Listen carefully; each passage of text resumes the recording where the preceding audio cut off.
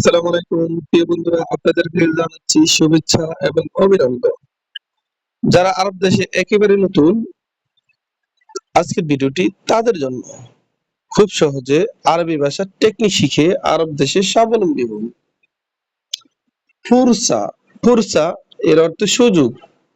আমরা বলি সুযোগ, আরবিতে বলতে হবে ফুরসা। ফুরসা তার মানে সুযোগ। আবাদান, আবাদান এর অর্থ কখনো না।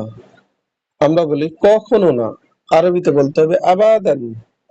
আবাদান তার মানে কখনো না।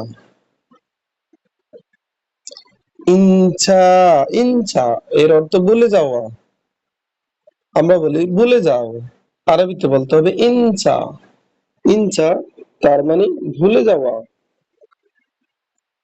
গাত্তা, গাত্তা এর অর্থ মুকা। আমরা বলি মুকা, আরবিতে বলতে হবে গাত্তা। আমরা বলি মুকসা, তার মানে আরবিতে বলতে হবে গাত্তা। গরুরা, গরুরা এর অর্থ বোতল। আমরা বলি বোতল, আরবিতে বলতে হবে গরুরা। গরুরা তার মানে বোতল।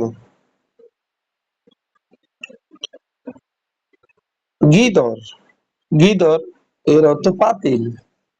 আমরা বলি পাতিল, আরবিতে বলতে হবে গিদর। গিদর তার মানে পাতিল। বধু, বধু এর অর্থ গ্রাম। আমরা বলি গ্রাম, আরবিতে বলতে হবে বধু। বধু তার মানে গ্রাম। ওতানা, ওতানা এর অর্থ দেশি। আমরা বলি দেশি, আরবিতে বলতে হবে ওতানা। ওতানা এর অর্থ দেশি। ইজা, ইজা এর অর্থ যদি। আমরা বলি যদি, আরবিতে বলতে হবে ইজা। ইজা তার মানে যদি। খাতা, খাতা এর অর্থ ভুল। আমরা বলি ভুল, আরবিতে বলতে হবে খাতা। খাতা তার মানে ভুল। আবার গলদ, গলদ এর অর্থ ভুল। আমরা বলি ভুল, আরবিতে বলতে হবে গলদ। আম, আম এর অর্থ সাধারণ। আমরা বলি সাধারণ, আরবিতে বলতে হবে আম। আবার দেখুন, পুরসা, পুরসা এর অর্থ সুযোগ। আমরা বলি সুযোগ, আরবিতে বলতে হবে ফুরসা। আবাদান, আবাদান এর অর্থ কখনো না। ইনচা, ইনচা এর অর্থ ভুলে যাওয়া, ভুলে যাওয়া। গাত্তা এর অর্থ মুকা। গরুরা এর অর্থ বোতল।